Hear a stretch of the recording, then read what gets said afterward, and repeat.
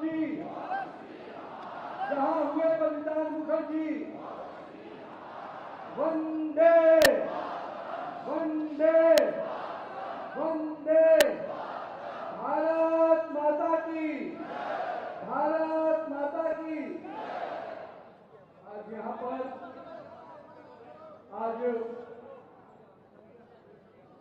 उस स्थान पर मैं आज उपस्थित हुआ हूँ, उस धरती पे मेरे को आज उपस्थित होने का मौका मिला है, जो जिस धरती ने और जिस धरती के लिए हमारे नेता आदरणीय श्यामा प्रसाद मुखर्जी जी ने अपने जीवन का बलिदान दिया है। मैं इस पुण्य धरती को नमन करता हूं और इसको आप सबको का भी अभिनंदन करता हूं, जिन्होंने उनके सपनों को साकार करने के लिए जो संघर्ष किया, उसके साक्षी यहाँ पर बैठा हुआ हर शख्स है, हर परिवार है। आज के दिन मंच पे उपस्थित हमारे पार्टी के प्रदेश के अध्यक्ष संत शर्मा जी, हमारे केंद्रीय मंत्री आदरणीय डॉक्टर जितेंद्र सिंह जी, भारतीय जनता पार्टी के राष्ट्रीय महामंत्री आदरणीय तरुण चूर जी, हमारे नेता प्रतिपक्ष भाई सुनील शर्मा जी, हमारे वरिष्ठ नेता जुगल किशोर शर्मा जी, आदरणीय गुलाम अली खुराना जी, हमारे वरिष्ठ मेरे मित्र रविंद्र रैना जी, आदरणीय निर्मल सिंह जी, नरेंद्र रैना जी, श्यामलाल शर्मा जी, हमारे सभी यहाँ पर उपस्थित माननीय जिलाध्यक्ष जी और हमारे सभी वरिष्ठ, मैं देख रहा हूँ पार्टी के कई वरिष्ठ नेता हमारे साथ यहाँ पर उपस्थित हैं। मैं सबको प्रणाम करता हूँ। कई लोगों के साथ मेरे स्मरण जुड़े हैं, मैं उन सबको अभिनंदन करता हूँ। मेरी मातृशक्ति यहाँ बैठी है, मैं उनको भी अभिनंदन करता हूँ। मेरे सभी वरिष्ठ कार्यकर्ताओं का अभिनंदन करता हूँ और साथ ही साथ मेरे युवा साथियों का भी अभिनंदन करता हूँ, जिन युवा साथियों ने जम्मू कश्मीर की पहचान को बदलने में बहुत ही पुरुषार्थ किया है। मित्रों, जिस धरती पर मैं आज यहाँ पर उपस्थित हुआ हूँ, मैं कहता हूँ त्रिकुटा पर्वत पर विराजमान मां वैष्णो देवी को नमन करते हुए, क्योंकि कहीं न कहीं जब तक माता का आशीर्वाद नहीं होता है, कोई भी पुत्र आगे नहीं बढ़ सकता और कोई भी देश आगे नहीं बढ़ सकता, क्योंकि हम सबको भारत माता का आशीर्वाद मिलता है, मां वैष्णो देवी का आशीर्वाद मिलता है, तभी हम भारत को आगे बढ़ाने के लिए काम करते हैं।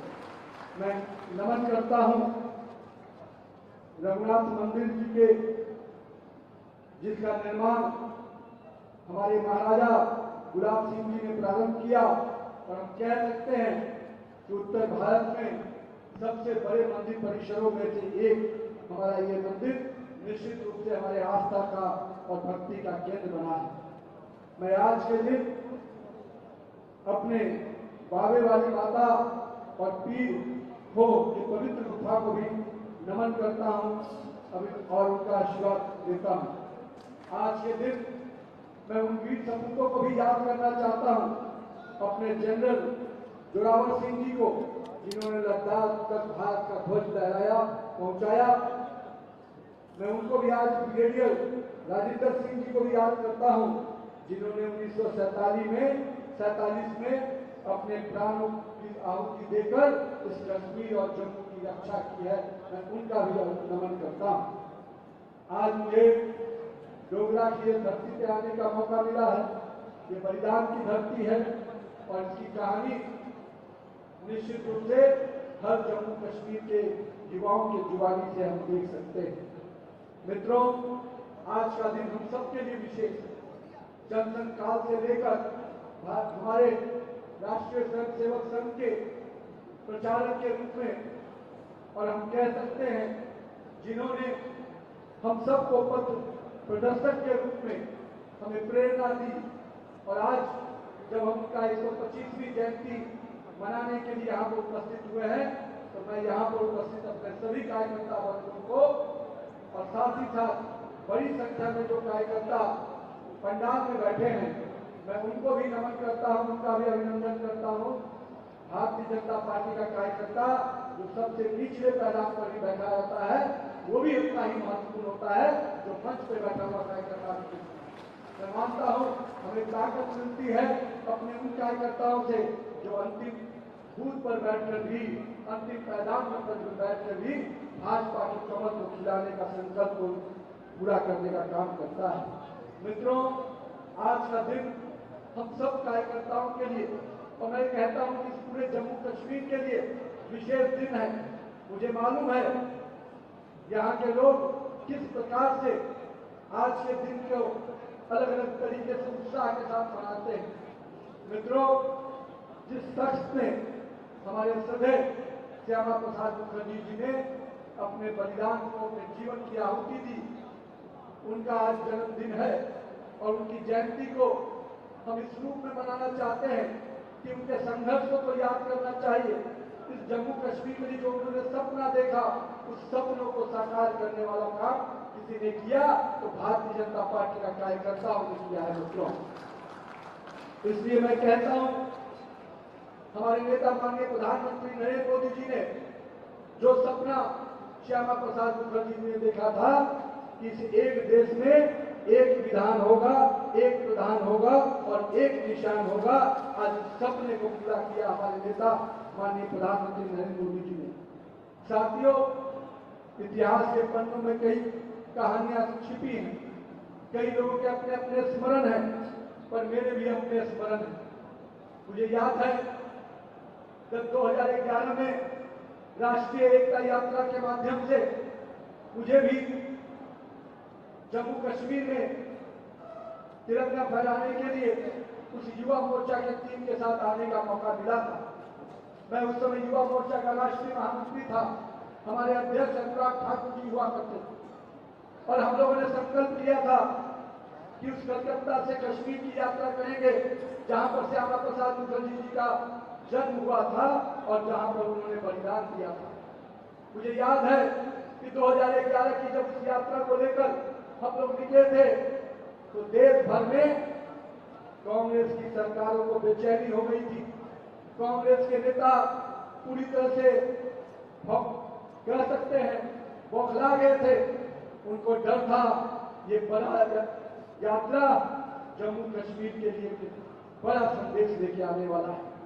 मुझे याद है 2011 में 22 जनवरी को हमारे पार्टी के जो अभी कार्यालय के मंत्री हैं माननीय महेंद्र जी और हमारे गंगा प्रसाद जी यहाँ बैठे हैं, हम तीनों लोग कश्मीर गए थे और कश्मीर में जाकर वहां के प्रशासन को कहा कि हम भारतीय जनता युवा मोर्चा के कार्यकर्ताओं के साथ कश्मीर के लाल चौक पर तिरंगा फहराना चाहते हैं।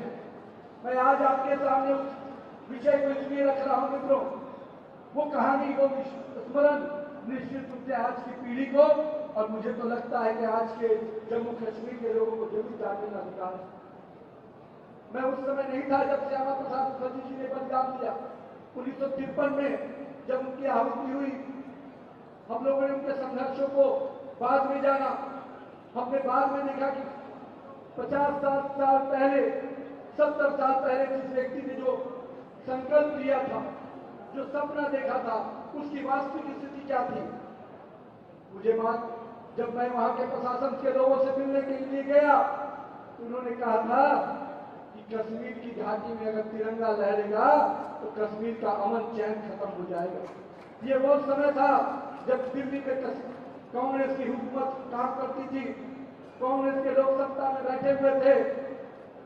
जब हम मिलकर लौटे तो उसी कश्मीर के लाल चौक पर जब देखा तो पाकिस्तान का झंडा लहरा रहा था और दिल्ली में बैठी हुई सरकार मौन बैठी थी। मित्रों, मैं आज इसलिए ये वाक्य आपके सामने बता रहा हूं कि लोग पूछते हैं क्या बदला।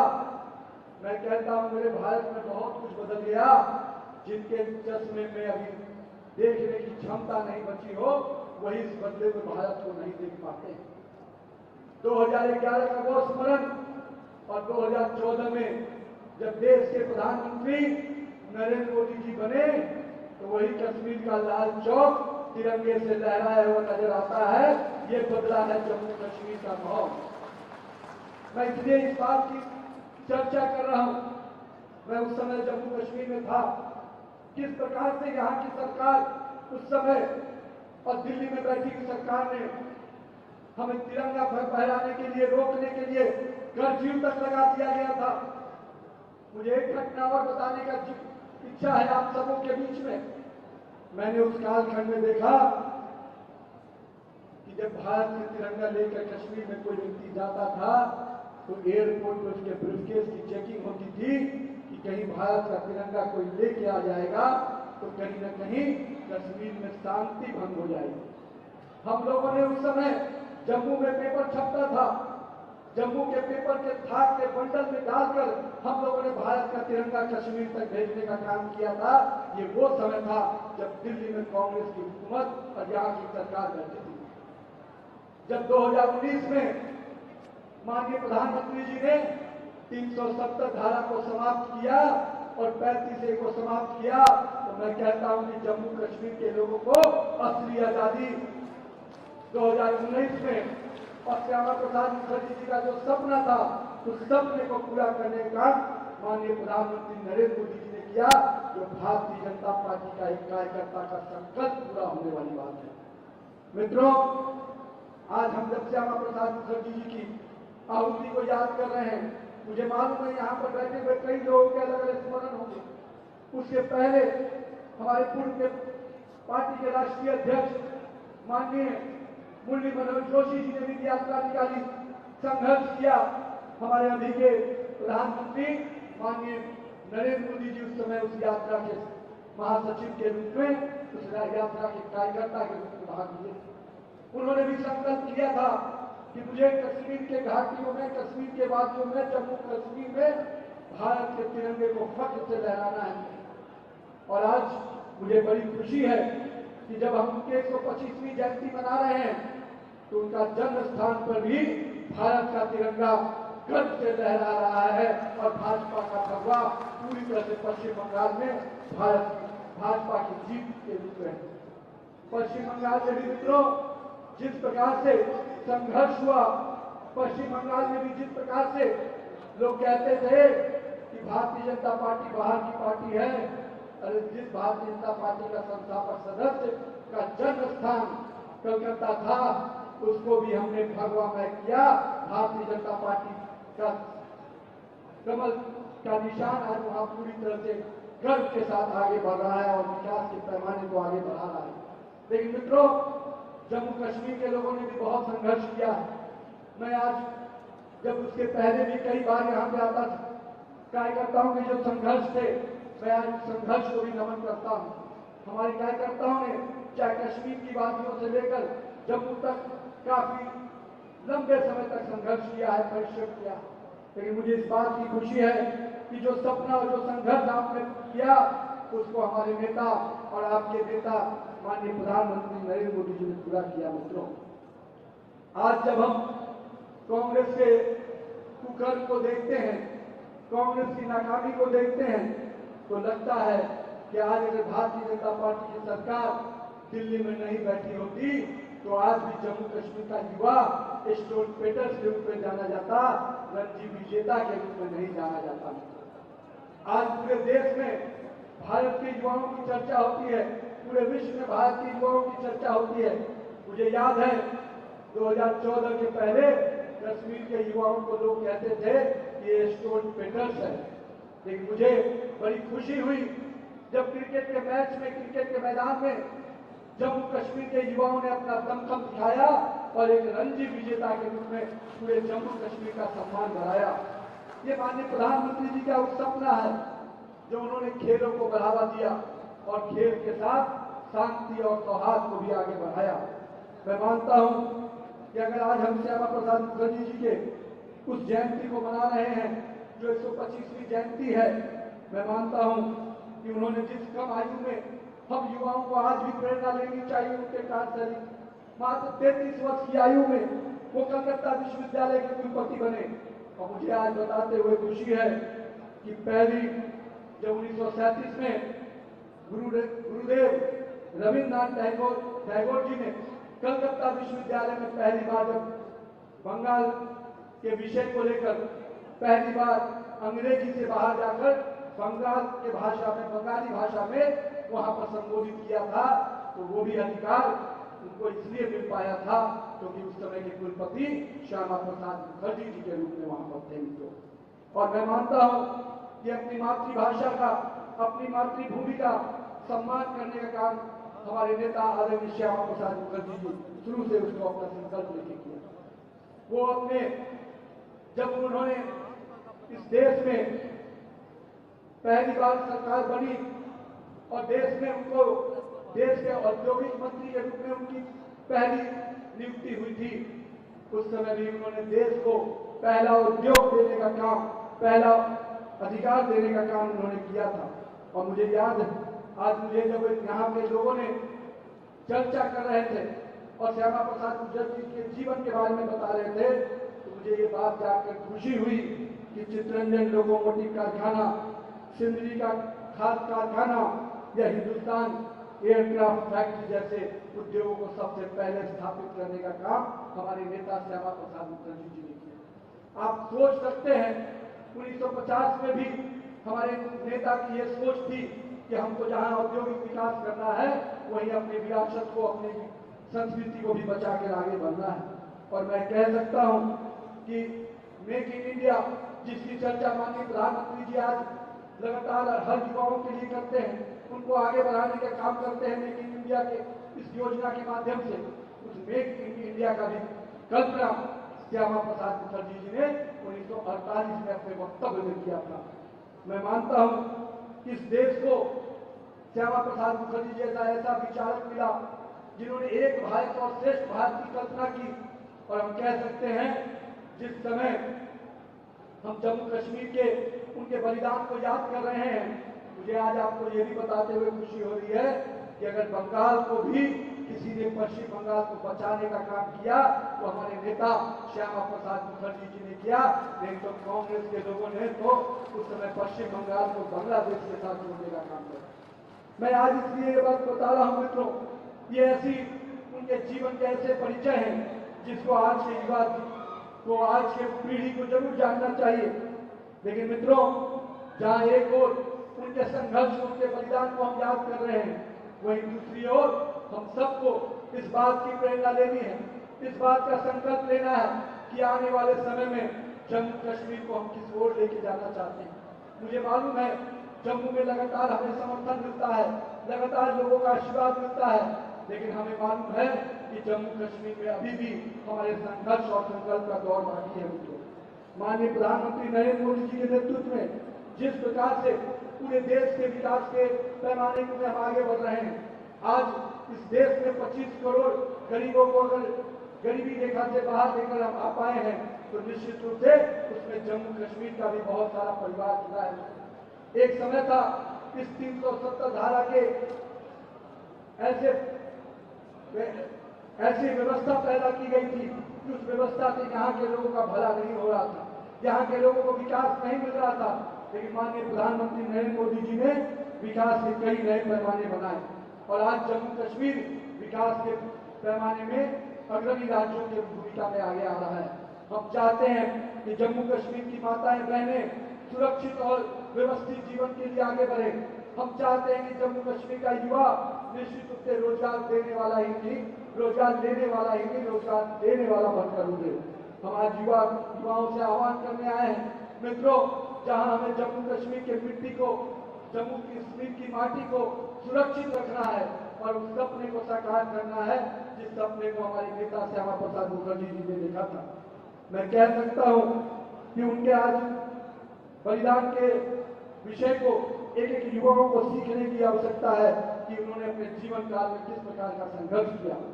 आज जब हम कहते हैं, एक समय था इस देश के प्रधानमंत्री कहते थे कि दिल्ली से 1 रुपया चलता है तो जम्मू और गरीब के खाते तक 15 पैसा पहुंचता है।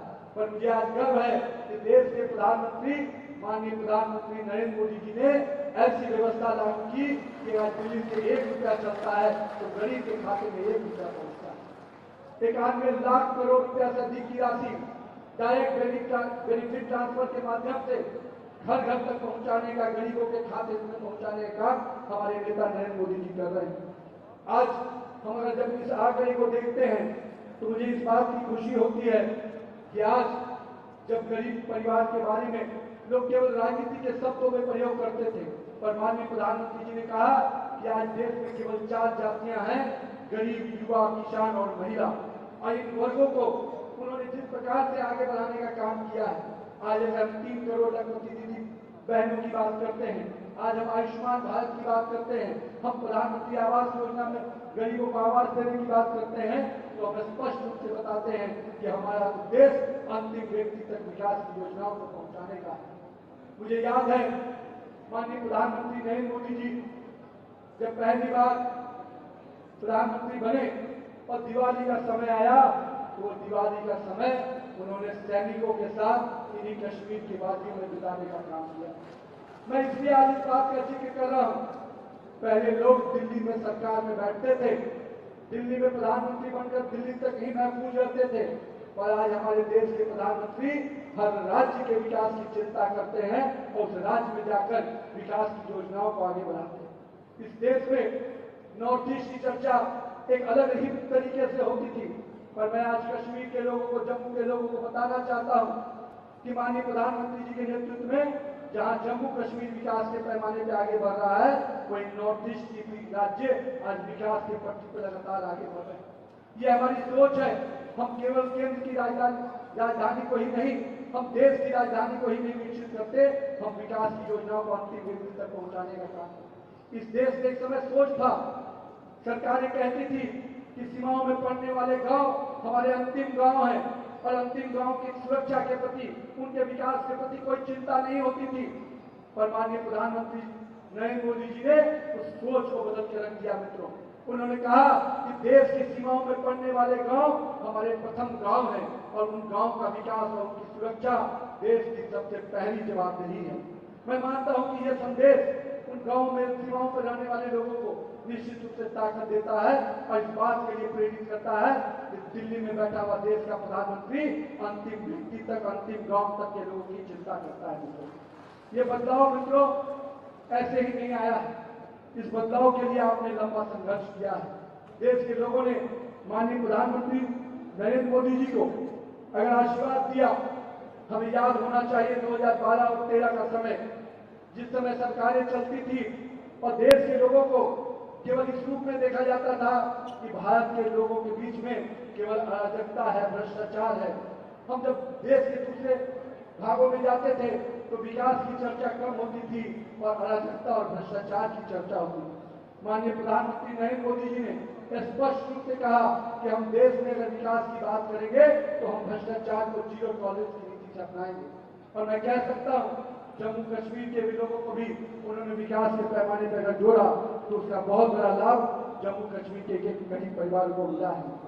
आज हम सोशल सिक्योरिटी की बात करते हैं तो सोशल सिक्योरिटी में 95 करोड़ से अधिक लोगों को, 95 करोड़ से अधिक लोगों को माननीय प्रधानमंत्री जी की जो विकास की वेलफेयर की योजना है वो गरीब के खाते तक पहुंच रही है। मित्रों, आज अगर हम राष्ट्रीय राजमार्ग की बात करते हैं तो एक समय मात्र 91 लाख किलोमीटर की राष्ट्रीय राजमार्ग, 91,000 किलोमीटर की राष्ट्रीय राजमार्ग था, आज करीब 1.5 लाख किलोमीटर की राष्ट्रीय राजमार्ग है।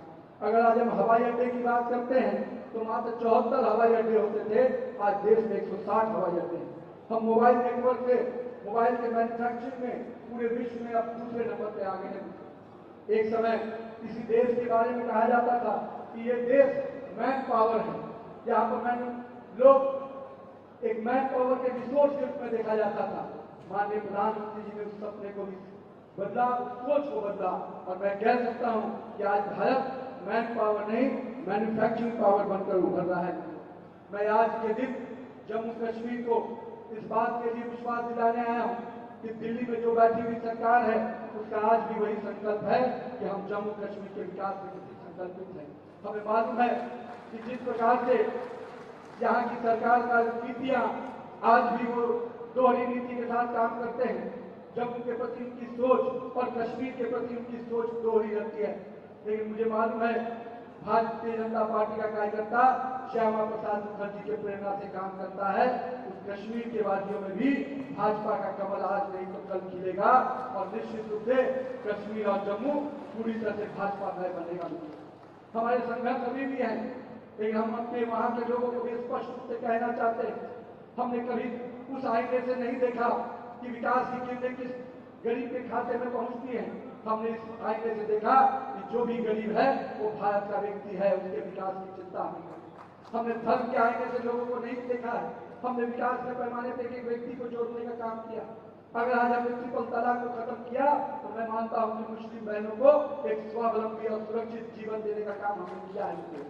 मैं मानता हूं इस देश में हमारे लिए अभी भी कई बड़े लक्ष्य बचे हुए, पर देश में जो अभी परिस्थितियां पैदा की जा रही है, जिस प्रकार की व्यवस्थाएं को प्रयास किया जा रहा है, मेरा मानना है कि भाजपा के कार्यकर्ताओं को अभी भी आने वाला 20 वर्ष बहुत ही संघर्ष का वर्ष होगा। अगर हम 2047 का विकसित भारत बनाने का सपना पूरा करना चाहते हैं और 2047 के विकसित भारत को देखना चाहते हैं, तो निश्चित रूप से हमको भारतीय जनता पार्टी को भी उसी प्रकार से मजबूती से खड़ा करना होगा। हमारे पूर्व के वरिष्ठ नेताओं ने अपने संघर्ष को, अपने बलिदान के बल पर, अपने परिश्रम के बल पर कहीं न कहीं भाजपा को इतने बड़ा विस्तार स्वरूप दिया है। लेकिन हमारे इस वर्तमान पीढ़ी को भी अपने कालखंड का संघर्ष करना पड़ेगा। हमें आज भी भारतीय जनता पार्टी को मजबूत करने के लिए जनता के साथ सीधे संवाद से जुड़ना होगा। तभी हम भारतीय जनता पार्टी को 2047 में इसी प्रकार से और मजबूती से खड़ा कर पाएंगे मित्रों, और तभी हमारा सपना देश को 2047 में विकसित भारत बनाने का। और मेरा पूरा विश्वास है 2047 का जिस समय हम सपना पूरा करेंगे उस समय जम्मू कश्मीर को भी 2047 में विकसित जम्मू कश्मीर बनाकर देंगे। और मेरा पूरा विश्वास है हमने देश के जनता के दिलों में उतर कर काम किया है, देश की जनता से जुड़कर काम किया है, और जिस प्रकार के देश के अलग अलग राज्यों में हमें लगातार सफलता मिल रही है, आप संघर्ष जारी रखिए, आप जनता के साथ संवाद जारी रखिए, आप अपने केंद्र की योजनाओं को जनता के बीच में ले जाने का संकल्प उसी प्रकार से करते रहिए। वो दिन दूर नहीं जिस दिन जम्मू कश्मीर में भारतीय जनता पार्टी की अपनी सरकार बनेगी मित्रों। हम लोगों ने वो क्षण भी देखा जब लोग जम्मू कश्मीर आने से डरते थे, पर माननीय प्रधानमंत्री जी के नेतृत्व में जिस प्रकार से जब जब मौका मिला उन्होंने जम्मू कश्मीर की सुरक्षा के प्रति अपनी पहली जवाबदेही को हमेशा निभाया।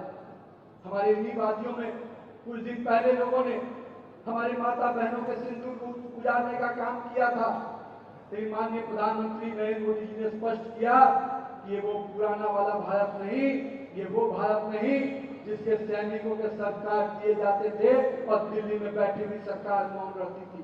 ये वो नया भारत है कि अगर हम माता बहनों के सिंदूर को उजाड़ने का काम करेंगे तो हम ईद का जवाब पत्थर से देंगे, और ऑपरेशन सिंदूर के माध्यम से हमने पाकिस्तान को उसके सही औकात को बताने का काम किया है, पाकिस्तान को उसको सही जवाब देने का काम किया है।